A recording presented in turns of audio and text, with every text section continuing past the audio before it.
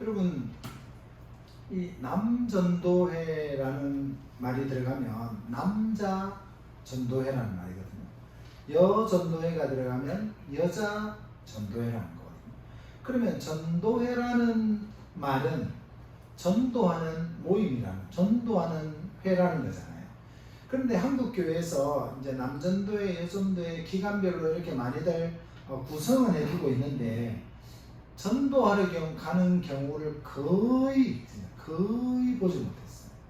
어떤 교회들은 정말로 열심히 남전도회가 막 주일날 막 거리에 가서 복음도 전하고 오후 예배 마치고도 하고 막 여전도회도 하고 하는 걸 많이 하는 교회들, 열심히 하는 교회들은 한 10% 정도 될까 하고, 한 90%는 그냥 전도회라는 이름은 가지고 있지만 전도와는 전혀 상관없는 삶을 사는 그래서 일명 이름만 전도회인 교회들이 너무나 많습니다.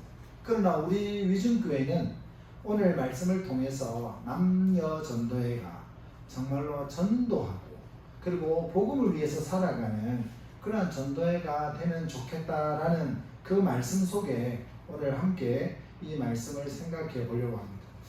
오늘 제목을 보면서 옆에 있는 분에게 이제 질문을 한번 해보죠. 옆에 있는 분에게 제목대로 전도가 두려우십니까? 이렇게 한번 물어보십시오. 자, 시작.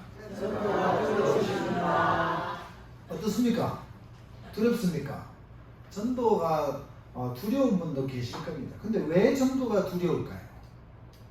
그것은 하나님에 대한 확실한 말씀의 능력을 의지하지 못하기 때문에 내가 하려고 하니까 두려운 거죠. 그러나 전도는 내가 하는 것이 아니라 내게 능력 주시는 하나님을 통해서 복음을 전하는 것이기 때문에 내가 하는 게 아니라 하나님의 도구로 내가 쓰임 받는 겁니다. 그러니까 하나님이 여러분들을 업고, 그러니까 우리가 아이들 이렇게 연약하면 어떻게 합니까? 업고 가잖아요.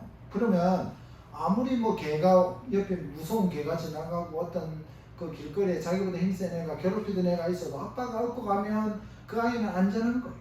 그리고 그 아이는 그냥 가면서 그냥 복음을, 자기의 모습을 그대로 드러내는 거거든요. 그래서 우리는 내가 하나님을 업고 가는 게 아니고 하나님께서 여러분들을 업고 여러분들이 가는 길을 도와주시기 때문에 그 사실을 기억하면 전혀 두렵지 않고 오히려 전도가 두려운 것이 아니라 하나님의 능력이 나타나는 축복이라는 것을 경험하게 되실 것입니다.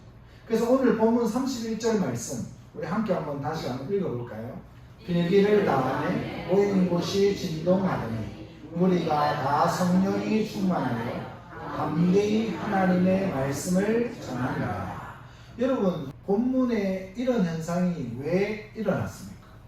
오늘 31절에 이 모습이 왜 나타났느냐를 생각해 봐야 되는데, 여러분 사도행전 3장에 가면 베드로와 요한이 나면서부터 못 걷게 된 사람을 고쳐줍니다.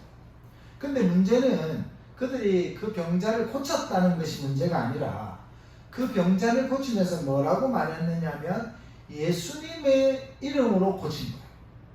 그냥 병자가 불쌍하니까 나아라 이렇게 하면 나았다 이런 것들이 문제가 되는 게 아니라 예수님의 이름으로 병자를 낫게 한 거예요. 그러니까 유대인들은 예수님이 살아계실 때부터 못마땅했어요. 그래서 십자가에 몰아가지고 십자가에 이렇게 해가지고 못 박아서 죽이는데 성공을 했어요. 예수를 잘 죽였다 이렇게 했는데, 근데 오늘 예수가 부활했대요. 또 좀 있으니까 40일 만에 승천했다는 거예요.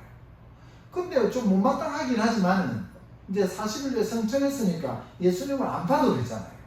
그러니까 이 사람들 그나마 이제 안심이 된 거예요. 예수라는 사람이 안 보이니까 참 좋다 이렇게 하고 있었는데, 갑자기 베드로와 요한이 성전에 기도하러 가다가 나면서부터 안정병이 된 그 사람에게 예수 그리스도의 이름을 언급하기 시작한 거예요. 사도행전 3장 6절 말씀. 베드로가 이르되 은과 금은 내게 없거니와 내게 있는 이것을 내게 주노니 나사렛 예수 그리스도의 이름으로 일어나 걸으라. 이렇게 말합니다. 어떻게 했습니까? 은과 금은 내게 없지만 내게 있는 것을 내게 주는데, 그게 뭐냐? 이 은과 금보다 더 능력 있는 예수 그리스도의 이름으로 일어나 걸으라. 이렇게 하는 거죠. 그러니까 여러분, 이 이야기를 딱 듣고 나니까 병자가 나은 것까지는 모르겠는데 갑자기 이 사람이 예수 그리스도의 이름을 듣고 나니까 나아버리고 예수 그리스도의 이름을 듣기 싫었는데 예수의 이름이 또다시 거론된 거예요. 그러니까 성전에서 권세 잡은 자들이 이 성전에서 기적을 행했던 두 사도를 잡았어요. 그리고 감옥에 하룻밤 묵게 했어요. 그리고 나서 유대 지도자들이 이 두 제자를 아침에 불러내가지고 조건부로 석방을 해줘. 석방을 해주는데 더 이상 예수 그리스도의 이름을 말하지도 가르치지도 말라. 이것이 조건이에요. 사도행전 4장 18절 말씀. 그들을 불러 경고하여 도무지 예수의 이름으로 말하지도 말고 가르치지도 말라 하니. 여러분, 예수의 이름 자체를 말하지 말라는 거예요. 가르치지도 말라는 거예요. 여러분, 이런 어려움에 처한 제자들은 어떻게 해야 할까요? 예수 그리스도의 이름으로 계속 설교하고 전도하여서 생명의 위협을 받아야 됩니까? 아니면 공적으로 예수 그리스도에 대한 이름을 침묵하면서 생명을 지켜야 됩니까? 이제 위기에 처한 것이죠. 그리고 제자들과 그 교회에 닥친 위기는 심각한 형편이었습니다. 이 어려운 상황 가운데서 제자들과 교회가 함께 모여서 기도를 했습니다. 그들의 기도를 보면 주여 우리가 전도를 해야 할지 말아야 할지 가르쳐 주십시오 이렇게 기도하지 않았습니다. 29절 말씀 보면 29절 말씀 함께 읽어보겠습니다. 시작. 주여 이제도 그들의 위협함을 굽어보시옵고 또 종들로 하여금 담대히 하나님의 말씀을 전하게 하여 주시오며. 담대히 하나님의 말씀을 전하게 하여 주시오며 이렇게 기도했습니다. 여러분, 그들은 위협을 받았지만 전도를 계속할 수 있는 힘을 달라고 기도했습니다. 바로 담대히 전할 수 있는 힘을 주시옵소서. 이 기도에 하나님이 두 가지 표적을 보여주셨습니다. 그래서 오늘 제가 전할 복음 하나님의 말씀의 주제는 핍박 가운데 담대하게 복음을 전하기를 원하는 제자들에게 두 가지 표적을 주셨습니다 라고 하는 주제를 가지고서 첫 번째 표적은 지진을 보여주셨습니다. 그리고 두 번째 표적은 기도하는 성도들을 성령 충만케 하셨습니다. 이 두 가지를 한번 살펴보겠습니다. 오늘 일어난 이 표적은 어떤 표적입니까? 첫 번째 표적은 지진을 보여주셨습니다. 31절 맨 뒷부분에 보시면 빌기를 다하매 모인 곳이 진동하더니 이랬습니다. 여러분, 여기서 진동했다는, 모인 곳이 땅이 진동을 했다는 거예요. 땅이 진동하는 걸 뭐라고 부릅니까? 두 글자로 지진이라고 그랬잖아요. 이 지진은 말할 것도 없이 누가 보이신 것입니까? 하나님이 주신 표적입니다. 하나님께서 강한 메시지가 있을 때 지진을 주시기도 합니다. 성경에서 지진이 언제 일어났습니까? 오늘 예수님이 십자가에서 죽으실 때, 예수님이 부활하실 때 지진이 일어났습니다. 마태복음 27장 51절 말씀. 자, 이에 성소 비장이 위로부터 아래까지 찢어져 불이 되고 땅이 진동하며 바위가 터지고. 여기 뭐라고 했습니까? 땅이 진동했다. 예수님이 십자가에서 죽으실 때, 죽음을 맞이했을 때 땅이 진동했다고 했습니다. 또 마태복음 28장 2절 말씀. 큰 지진이 나며 주의 천사가 하늘로부터 내려와 돌을 굴려내고 그 위에 앉았는데. 여러분, 큰 지진이 나며 예수님이 부활하실 때도 이 땅에 큰 지진이 일어났습니다. 하나님은 복음을 알리기 위해서 지진을 사용하셨습니다. 그런데 여러분, 우리가 생각할 때 하나님께서 다른 표적을 보여주시면 안 될까요? 이런 생각을 합니다. 성령의 능력을 딱 받으면 피부가 엄청 단단해져요. 돌같이. 그래가지고 아무리 몽둥이를 때려도 안 아파. 그런 기적을 줄 수도 있잖아요. 피부가 단단해지고 맞아도 안 아프고 피부에 감각이 없어져가지고 아무리 때려도 안 아프고 이런 기적을 주셔도 되잖아요. 아니면 몸 주변에 막 이렇게 불같이 몸 뒤에 막 아우라가 불이 막 쫙 뻗어나와 사람들이 겁나서 함부로 우리 근처에 접근도 못하게 그렇게 하실 수도 있잖아요. 근데 하나님은 그렇게 하시지 아니하시고 기도하는 성도들에게 큰 지진을 주셨다. 그럼 왜 하나님이 이런 지진을 주셨을까요? 그 이유가 무엇입니까? 하나밖에 없습니다. 하나님은 이 세상을 흔들 수 있는 능력을 가지셨다는 거예요. 이 세상을 흔들어서 파괴할 수 있는 능력을 가진 분이 하나님이라는 거예요. 하나님은 온 우주를 만드신 창조주이시기에 우리가 딛고 있는 이 땅을 흔들 능력을 가지고 있습니다. 믿습니까? 아멘. 우리는 우리 입장에서는 지진을 한번 생각해 보십시오. 엄청 무서운 겁니다. 일본에는 지진이 자주 일어나기 때문에 일본 사람들은 지진에 대한 굉장히 노이로제가 있어요. 지진하면 막 겁이 나는 거예요.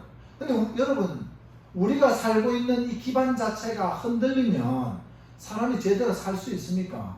살 수가 없습니다. 배 위에 가면 사람이 왜 힘들어서 배 멀미하고 배 타는 게 힘든 사람들을 이게 막 계속 흔들리고 이러니까 사람이 배 위에서는 제대로 안정감을 누리지는 못하는 거예요. 그것처럼 땅이 계속 그렇다고 생각해요. 사람이 막 계속 머리가 빙빙빙 돌고 어지러워가지고 제대로 균형도 못 잡고 서 있다고 생각하시죠. 지진이 그런 역할을 하는 겁니다. 그러니까 이 지진은 하나님을 대적하는 원수들에게는 경고의 메시지가 됩니다. 일반적으로 사람들은 이 땅이 제일 안전하거든요. 여러분 그렇지 않습니까? 여러분들이 딛고 있는 땅이 안전합니까? 비행기가 안전합니까? 배가 안전합니까? 땅이 안전하다고 생각하거든요. 근데 하나님을 대적하는 원수들에게는 경고의 메시지를 딱 주시는 거예요. 이걸 통해서 뭡니까? 너희들이 전도를 하나님을 믿는 사람들을 핍박한다면 이 원수들이 기반을 두고 있는 이 땅도 흔들어 버릴 수 있는 능력이 내게 있다. 이걸 보여주시는 거죠. 하나님을 대적하고 전도를 방해하는 모든 세력은 하나님이 다 쓸어버릴 수 있는 능력이 있다. 반대로 하나님이 원하시면 교회에 어떠한 공격이 오더라도 보호해 줄 수 있는 능력이 있다는 것입니다. 아멘. 원수는 멸하시고 하나님을 믿는 사람은 보호해 주실 수 있다는 거죠. 여러분, 우리의 삶의 모든 안전과 생명이 여러분 손에 달렸습니까? 하나님께 달렸습니까? 하나님께 달립니다. 여러분, 우리의 생명이 내가 지키기 때문에 건강한 게 아닙니다, 여러분. 하나님이 지켜주셔야 안전한 겁니다. 우리의 안전과 생명은 하나님께 있습니다. 이것이 신앙의 고백인 거죠. 그러면 하나님이 우리를 안전하게 보호해 주시는 거예요. 여러분, 이후에 한번 보십시오. 이들이 빌립보 감옥에서 바울과 실라가 예수 그리스도의 이름으로 귀신 들린 사람을 또 고쳐버렸어요.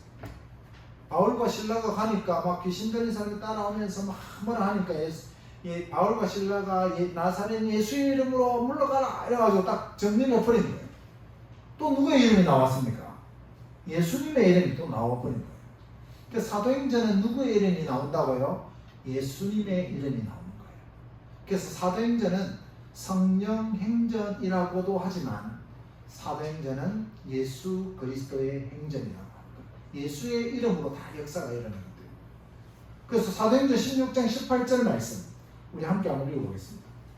시작. 이같이 여러 날을 하는지라 바울이 심히 괴로워하여 돌이켜 그 귀신에게 이르되 예수 그리스도의 이름으로 내가 내게 명하노니 그에게서 나오라 하니 귀신이 적시 나오리라.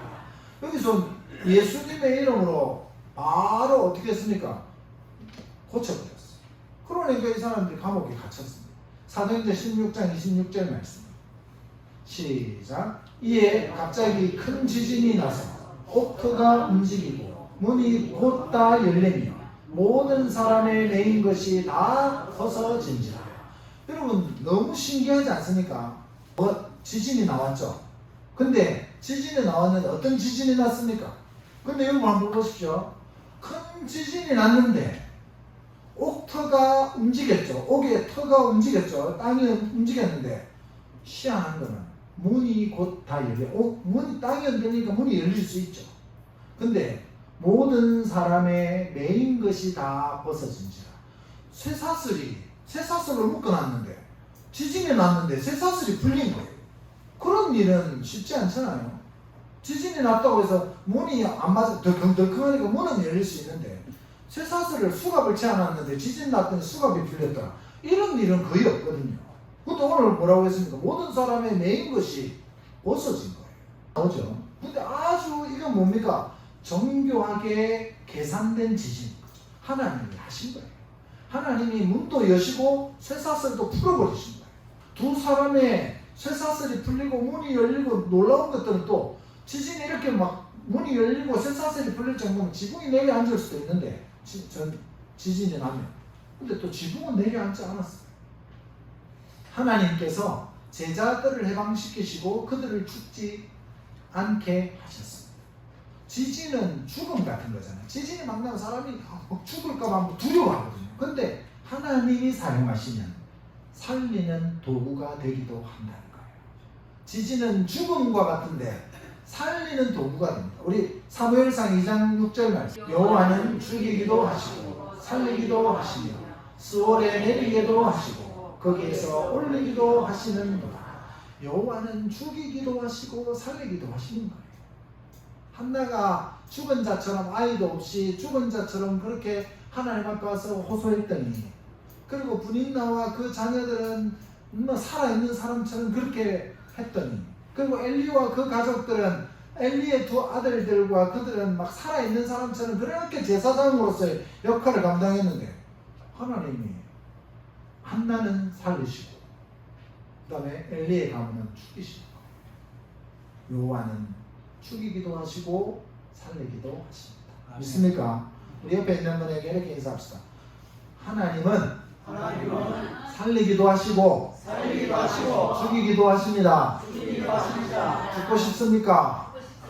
그까지 해야죠. 죽고 싶습니까? 이렇게 해야죠. 살고 싶습니다. 이렇게 해야죠. 그러니까 죽고 싶습니까? 많이 살고 싶습니다. 이렇게 잘하시네요. 살고 살아야죠. 하나님은 근데 아무나 죽이시진 않아요. 하나님을 대적하고 복음을 방해하는 악한 세력들에 대해서는 죽이시지만 예수 믿는 믿음의 사람들은 살리십니다.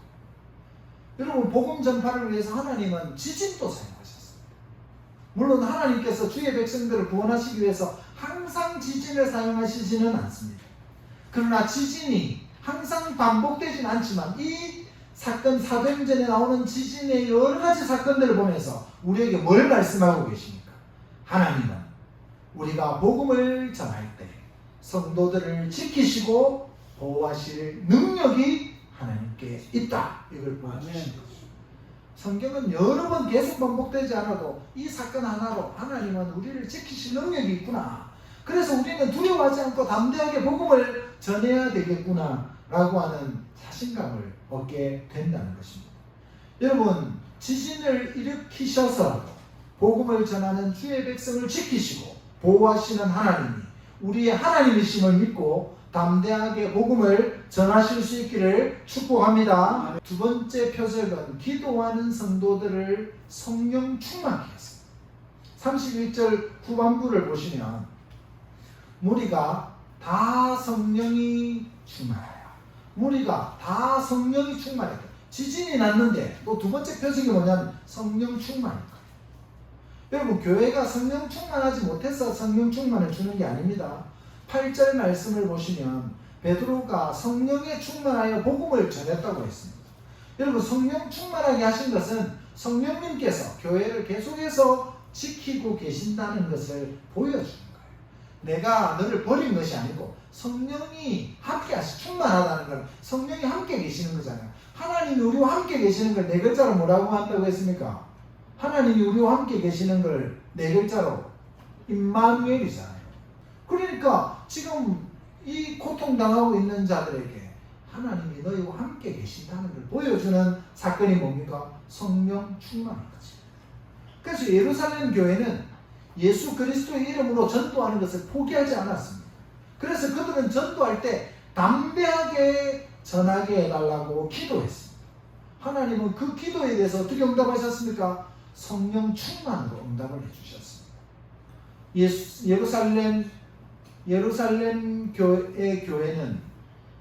예루살렘의 교회는 성령 충만을 통해서 계속 담대하게 예수 그리스도의 이름을 전했습니다.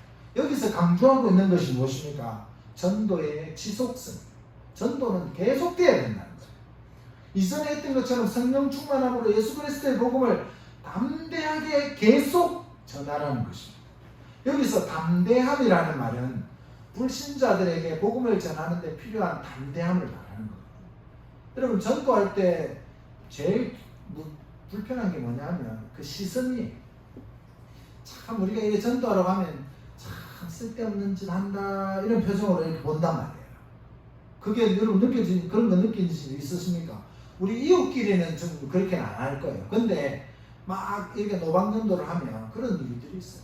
이렇게 이제 앞으로 이 단밀면 사무소 앞에 거기 이제 사람들 좀 있는 데는 나중에 이제 경로당 중심으로 좀 가고, 그 다음에 이제 단밀면 사무소 중심으로도 노방전도를 할 거거든요. 그래서 한 길을 가면서 만나는 사람들한테 그냥 이제 전도하는데, 그러면 10중 8구 쓸데없는 짓 한다 이런 표정으로 봅니다. 그럼 어떻게 해야 됩니까? 여러분, 쓸데없는 짓 한 겁니까? 아니요. 더 당당하게 이야기를 하는 거죠. 여러분, 우리가 복음 전하는 걸 부끄러워하면 안 됩니다. 그 사람들이 몰라서 어리석은 거지. 우리가 그 사람들의 조롱과 멸시와 무관심과 배척과 핍박이 있어도 복음 전하는 일을 포기하면 안 됩니다. 여러분이 사는 곳에서 복음을 지속적으로 담대하게 전해야 합니다. 만일 우리가 하나님의 말씀에 순종하지 않고 약한 모습을 보이면서 전도하기를 두려워하거나 꺼려하면 하나님은 지진으로 세상을 흔들어 버리듯이 우리를 세상에서 흔적도 없이 사라지게 하실 것입니다. 말씀을 맺겠습니다. 남전도회 우리 그리고 여전도회 모든 우리 회원 여러분, 혹시 여러분이 예수님을 전하는데 겁이 나거나 오랫동안 전해도 잘 되지 않아 실망하고 포기하고 싶다면 하나님이 보여주셨던 지진을 기억하십시오. 예수 그리스도를 전해도 별 소용이 없다고 낙심하거나 실망하셨다면 우리에게 성령 충만을 주신 성령님을 생각하십시오. 우리가 오랫동안 전도해도 잘 되지 않아 좌절하고 낙심되고 힘이 들어 포기하고 싶어질 때 하나님은 우리에게 지진과 성령 충만을 통해 포기하지 말고 계속해서 복음을 전하라고 말씀하십니다.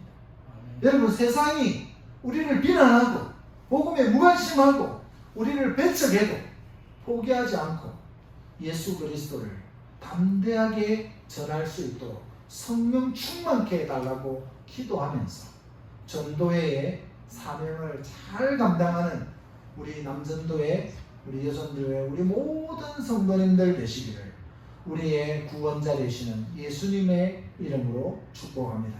아멘. 기도하겠습니다.